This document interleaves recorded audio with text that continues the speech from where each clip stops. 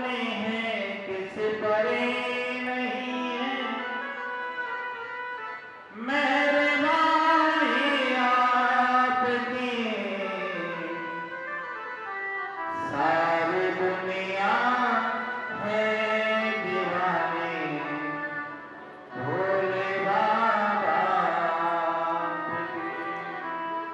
हे भोलेनाथ, सारी दुनिया आपकी दीवानी है। और मेरी माँ, एक बार कोई व्यक्ति भगवान भोलेनाथ से जुड़ जाए, कैसे जुड़ेगा? हर हर महादेव बोलना पड़ेगा। और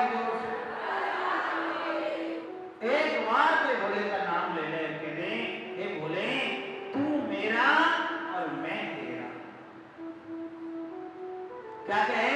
हे भोलेनाथ, तुम मेरे हो और हम तुम्हारे हैं, इसके अलावा और हमें कुछ कहने की या कुछ करने की जरूरत नहीं है। और यदि माता हमने कह दिया कि महाराज भोलेनाथ आप हमारे हो, तो महाराज क्या होगा? भोलेनाथ भी कभी आपको ठुकराएगा नहीं। दुनिया के लोग ठुकरा देंगे, लेकिन भोलेनाथ कभी नहीं ठुकराएगा। क्यों नहीं ठुकराएगा? उसके यहाँ अमीरी गरीबी चलती नहीं है। आज का इंसान भगवान से दूर भागता है, लेकिन प्यारे आपको मालूम होना चाहिए एक दिन उसके पास ही जाना है।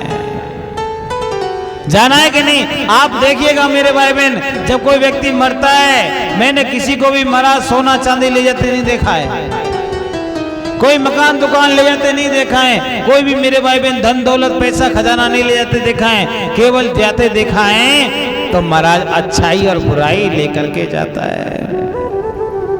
किसने कितना अच्छा किया, किसने कितना बुरा किया, ये सब देखता है। हमें कई बार जाने का काम पड़ता है, तो हम देखते हैं महाराज आगे आगे सब यात्रा चली जा रही है, पीछे पीछे लोग कीर्तन कर रहे हैं और उससे पीछे महाराज बुराइयां चल रही है। क्या देखो, अच्छा रहा चला गया, बहुत बुरे किए थे इसने। अब बुरे काम तो महाराज कितने होते, गिना नहीं बैठा तो पूरी कथा बुरे काम में हो जाएगी। क्या होता है कि मेरे भाई बहन बुराई जो कहीं ना कहीं होती है, वो माताओं हमें गर्त में ले जाती है मेरे भाई बहन। इसलिए गरीबी अमीरी हमारे यहीं चलता है।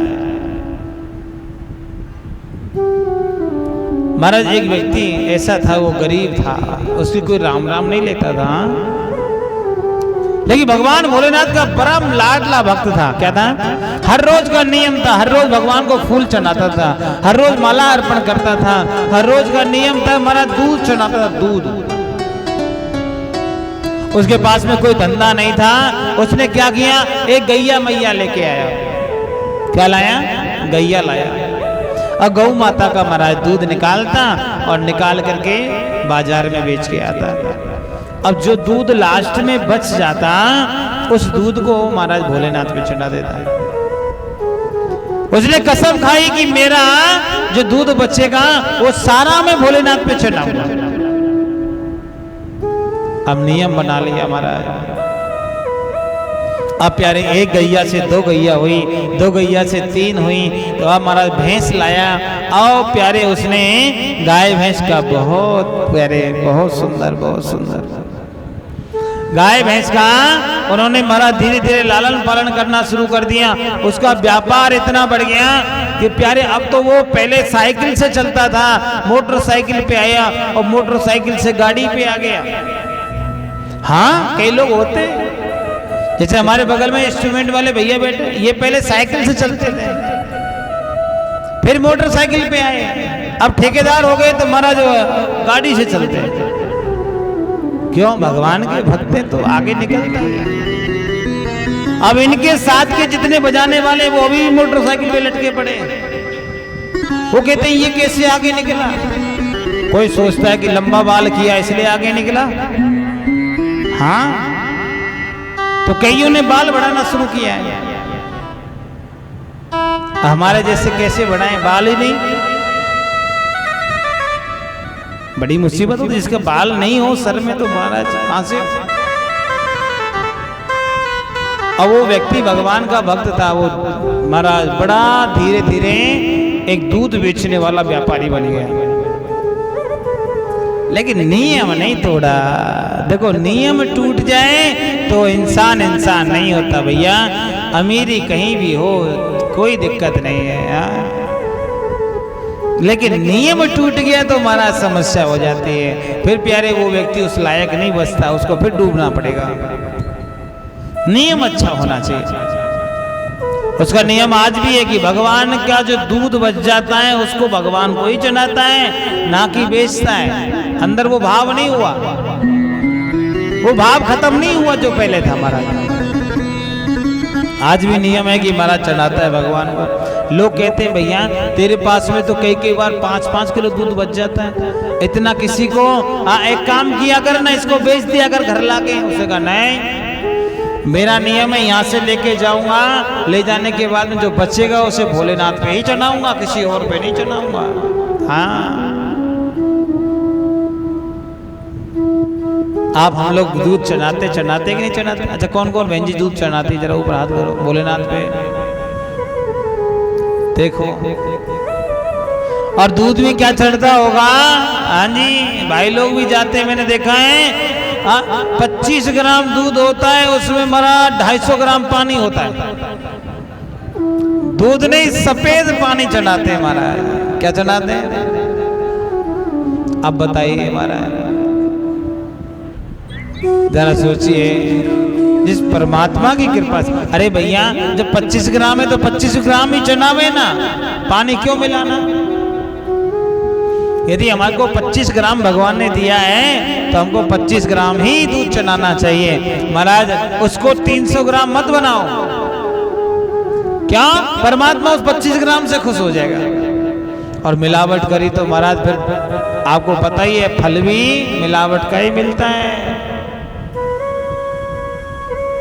एक गुरुजी हमारे थे, वो कथा सुनाते थे। एक व्यक्ति ने पिलपिला अमरूद चढ़ा दिया था। पिलपिला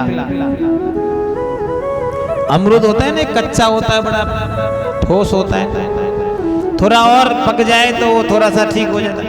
एक बिल्कुल पक जाए पिलपिला हो जाता है, हाँ एकदम। और पिलपिला भोलेनाथ को अमरूद चढ़ाया और भगवान से क्या मांगा कि बाबा मेरे पोता है जावे। बाबा ने कहा ठीक है हो जाएगा। अब हमारा पोता भी हो तो वो भी पिलपिला हो गया। उसका जो सर था ऐसे बिल्कुल एकदम। और सब लोग उसको कहते भैया तेने ऐसो कौन सो काम करो, तेरे बेटा भी पिलपिलो भयो।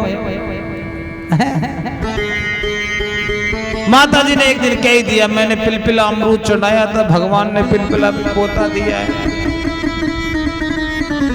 फिर किसी ने बताया कि एक काम किया करो, डेली बेलपत्री चढ़ाया करो, गंगा जल चढ़ाओ और महाराज दूध का अभिषेक करवाओ तो ये बालक पिलपिला से ठीक हो जाएगा।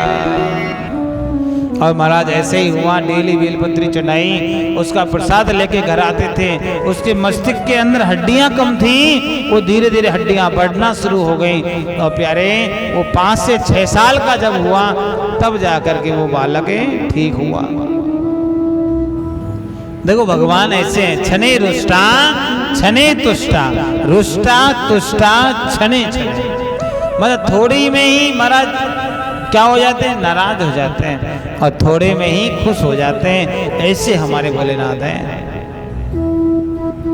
इसलिए पिलपिला मत चढ़ाना कभी है मैया। घर में बैंगन धरा है, बैंगन चढ़ा, कई लोग टमाटर चढ़ा देते हैं, कई लोग आलू, कुछ नया मिले तो आलू चढ़ाओ। अरे केला चढ़ा दो, संतरा, मौसमी, जे जो मिले, आलू कोई चढ़ाने वाली चीज है क्या? शिवरात्रि वाले दिन महाराज देखो जो कुछ ना मिले घास फूस चढ़ावत है। हमारे अंदर भैया बोल रहे थे महाराज भांग का पेड़ हमारे यहाँ एक भी नहीं था, आज भंगेड़ा पूरे गांव में उग रहा है। शिवरात्रि आती लोग बारा भंगेड़ा को भांग समझ के चढ़ा देते हैं भोलेनाथ पे। लो बाबा तेरा तुझको अर्पण। हाँ अब बोलो, अब भगवान फल देगा तो कैसे देगा, बोलो ना। हाँ जी, आज का इंसान तो बड़ा महाराज मतलब ही है। 1 रुपए की बत्ती भी लगाता है, अगरबत्ती भी लगाता है तो भगवान से 100 बार मांगता है। मांगता कि नहीं मांगता? बड़ा बहुत प्यार से मांगेगा, सबके सामने मांगेगा, हाथ जोड़ जोड़ के मांगता है, नाक रगड़ रगड़ के मांगता है, लंबा हो के मांगता है। आज का इंसान क्या कहता है कि तने मने धने सब जीवन सब कुछ है तेरा, बोले सब कुछ है तेरा,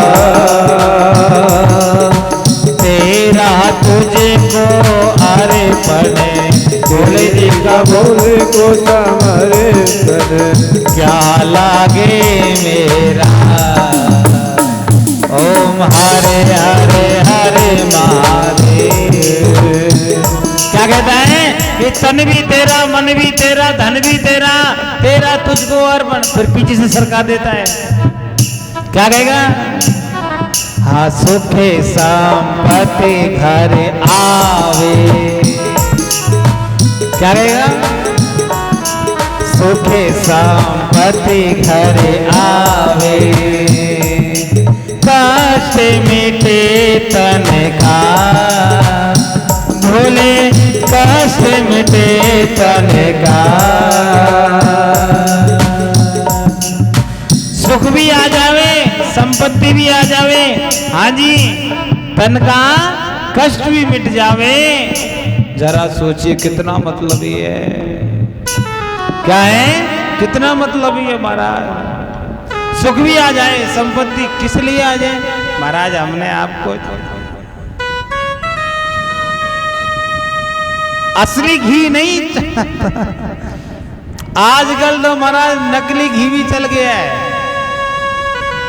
केवल नाम घी होता है महाराज, डिब्बे पे लिखा होता है ऑयल, मतलब तेल, वो भी असली तेल नहीं होता, उसमें भी मिलावट होता है। और मांगता क्या है? सब कुछ मिल जाए। भोले बाबा सब जानता है बेटा मिलावटी है,